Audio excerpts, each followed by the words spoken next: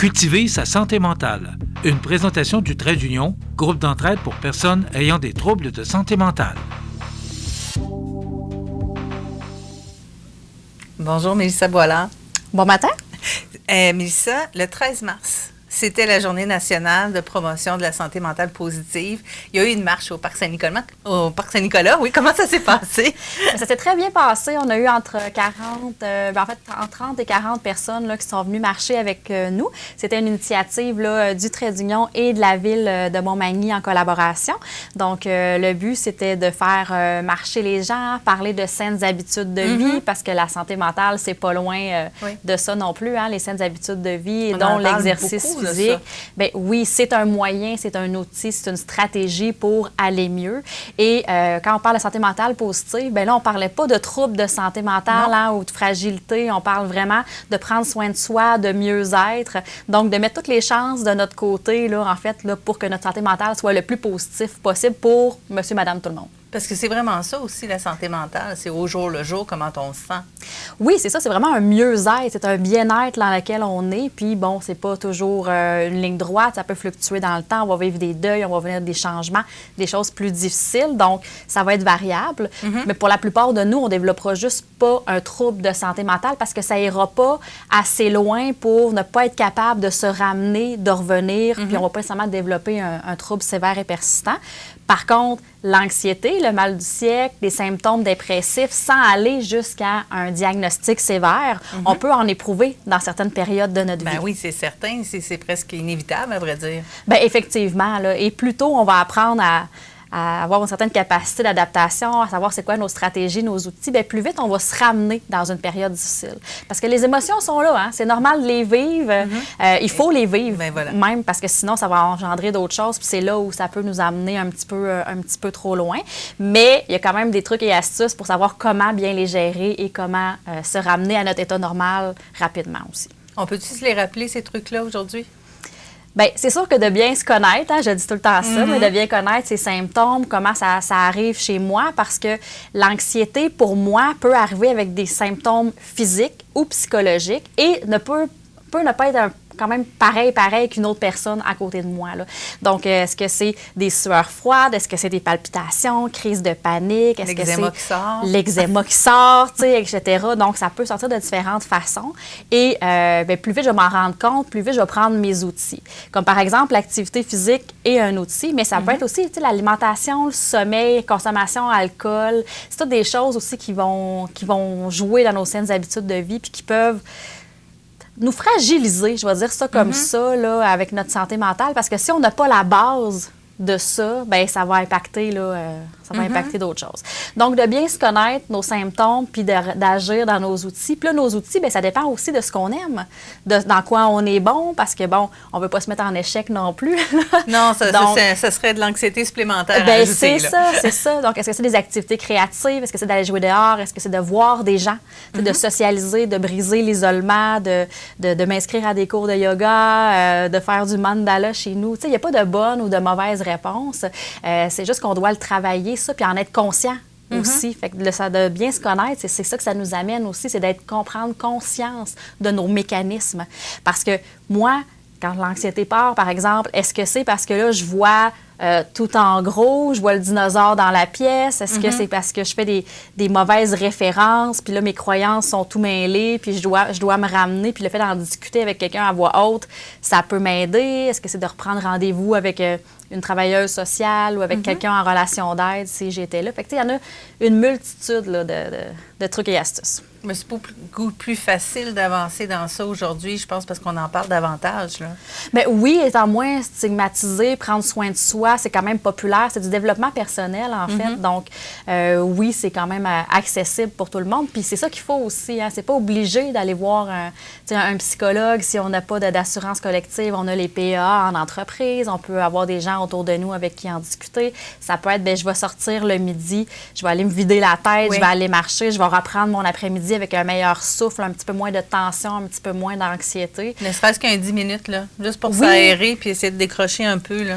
Bien, c'est ce qu'on recommande, hein, à peu près un 2h30, 3 heures par semaine, à peu près un 30 minutes par jour. Puis c'est un 30 minutes qui n'est pas obligé d'être consécutif pour l'activité physique pour que ça fasse effet sur notre cerveau. Et les bienfaits sont vraiment multiples, là. Là, on parle de bienfaits sur le cerveau, là. Oui. Il ne faut pas faire ça en se disant « Oh, je vais maigrir nécessairement ». Là, on pense à son cerveau, on pense à soi-même, là. Oui, bien, c'est sûr qu'il y a des bienfaits là, physiques. Il y en a, on va les sentir il y en aussi, a là. énormément, là, oui. Mais c'est prouvé, en fait, que ça va jouer au niveau de l'humeur. Ça va calmer l'anxiété, calmer les symptômes dépressifs. Ça va augmenter le niveau d'énergie. Bien sûr. Ça va jouer sur le sommeil, meilleure qualité du sommeil, qui est aussi quelque chose dans les saines habitudes de vie qu'il faut travailler. Diminue le stress, évidemment, se changer les idées, permet de rencontrer des gens. Tu sais, on peut le faire seul si c'est ça notre besoin, mais ça peut être aussi besoin de socialiser aussi. Donc, de prendre une marche avec quelqu'un, de faire des sports d'équipe, de s'inscrire à des activités au niveau municipal où on est un groupe à le faire, rencontrer des nouvelles personnes. Tu sais, ça peut être un beau moyen aussi de briser l'isolement. Et c'est ce qui fait du bien. Juste d'aller prendre une marche puis de sourire aux gens. Oui. Quand même, si c'est une journée qui est mauvaise pour nous, là, on prend une marche puis on sourit aux gens. De voir leur réaction, il me semble que ça fait notre journée aussi. Oui, oui. Puis les gens, souvent, vont répondre. Ils vont nous Ouais. faire des sourires, nous saluer également quand on prend des marches. Fait que oui, ça augmente quelque chose. Tu sais, ça... Même qu'on dit que l'activité physique, c'est l'estime de soi aussi, sentiment d'efficacité personnelle, tu sais, que je me sens pas, que je suis en attente de quelque chose ou que j'ai pas le contrôle, tu sais, je me sens en action. Bien, ça amène aussi, ça, des bienfaits sur la confiance, sur l'estime de soi. Contribue effectivement à un sentiment de bien-être puis à une philosophie de vie positive. Puis j'ajoute également que ça améliore les fonctions cognitives Ah ben aussi. oui. La concentration, la mémoire, vitesse d'exécution, on va être beaucoup plus alerte quand on va être un peu plus reposé après une activité physique oui. que si on a le stress. Le cerveau a besoin d'un break, là. Oui. Oui, il a besoin d'un break. Le petit hamster, il a besoin d'arrêter, de sortir de la roue une fois de temps en temps. Oui, Là. d'où l'importance d'avoir un bon sommeil aussi. Là. Tu sais, les gens qui ne sont pas capables de dormir, qui font de l'insomnie, ben, on peut aller consulter aussi pour ça parce que c'est vraiment la base. Là. Si on ne dort pas, on ne se repose pas, on ne repose pas ni notre corps, ni notre cerveau non plus. Ça amène... Il y a besoin de se déconnecter, lui, des fois, là, puis de ralentir. On est vraiment des êtres complexes. Effectivement. Le cerveau est très, très, très complexe. Puis il est très fort. Il peut nous amener jusqu'à des symptômes physiques aussi si on n'en prend pas soin là, de notre cerveau. Donc, c'est pour ça qu'il faut agir en prévention, jouer sur nos saines habitudes de vie. Et je répète que c'est pour tout le monde. Hein? C'est pas juste pour les personnes qui ont un diagnostic. On va travailler ça avec les personnes qui ont un diagnostic, par contre. C'est ça qu'on va travailler là, chez nous, notamment, les saines habitudes de vie, parce que moi, c'est ce que j'appelle la base. Si elle n'est pas là, si on se lève à n'importe quelle heure, on prend notre médication à n'importe quelle heure, on fait pas d'activité physique, on se défoule pas, bien, ça va occasionner d'autres... On n'aura pas des bonnes dispositions, disons, pour travailler autre chose. Mais au niveau de la personne. J'entends dans ce que tu dis le besoin d'une routine. Oui, oui, oui. C'est la base. C'est beaucoup ce que les gens n'ont pas non plus. Fait qu'on ramène à ça parce que le jour où on a une routine de vie, bien après ça, on va être capable d'aller plus loin, d'aller travailler dans le développement personnel, de les amener ailleurs, de les amener au travail, par exemple, et tout ça. Mais si on se lève, c'est ça, à n'importe quelle heure, on n'a pas de routine, on se couche tard le soir, on n'est pas prêt à aller travailler, puis on n'est pas prêt à aller à l'école ou à acquérir des connaissances là, tôt le matin dans la journée. Donc, ça vient tout débalancer. Et là, si on rajoute la médication à ça, qui n'est pas prise à la bonne heure au même moment de la journée, bien là, c'est sûr que on ne s'aide pas là-dedans. Fait que c'est vraiment la base. Non, mais moi, j'ai des problèmes de sommeil. Donc, je me suis créé une routine avant d'aller me coucher, justement, qui m'assure de me calmer et de m'aider dans mon sommeil. Puis si la journée que j'y déroge, c'est sûr que mon sommeil ne sera pas pareil, là. Oui. C'est automatique. Mais c'est une bonne astuce et c'est ce qu'on travaille avec nos gens aussi en autogestion ou dans certains groupes, c'est d'avoir un espèce de plan. Aussi de routine. Là, je parlais de l'activité physique, mais pour n'importe quel des aspects des saines habitudes de vie, c'est bon. Donc, d'avoir un objectif précis, réaliste, réalisable, parce qu'évidemment, on ne veut pas se mettre en échec. Et on a besoin de sentir qu'on avance aussi dans notre cheminement, puis qu'il y a une évolution, puis que ça porte ses fruits. Donc, rester court terme, réaliste, réalisable, c'est une bonne chose. Donc, oui, ça, c'est une bonne astuce, parce que ton cerveau se prépare. Puis il sait, là. Il connaît sa routine. Fait que si on ne déroge pas à la routine, lui, il est confortable là-dedans. Ça quelque chose de rassurant.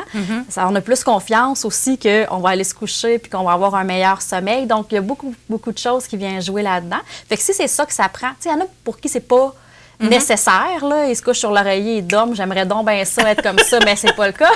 On vous envie. Oui, clairement, nos cerveaux fonctionnent beaucoup trop rapidement, là, les nôtres. Là. Mais il y en a qui ont besoin de plus que ça. Puis ça, c'est de la connaissance de soi. C'est j'ai essayé autre chose, puis regarde, je suis arrivée à un plan, puis ça a fonctionné. Puis peut-être que tu l'as modifié en cours de route aussi.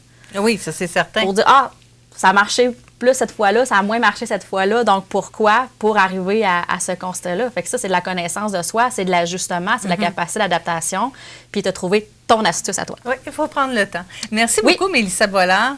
Ça me fait plaisir. On se retrouve dans à peu près un mois, encore une fois, pour d'autres astuces et d'autres idées. On parle de santé mentale ensemble.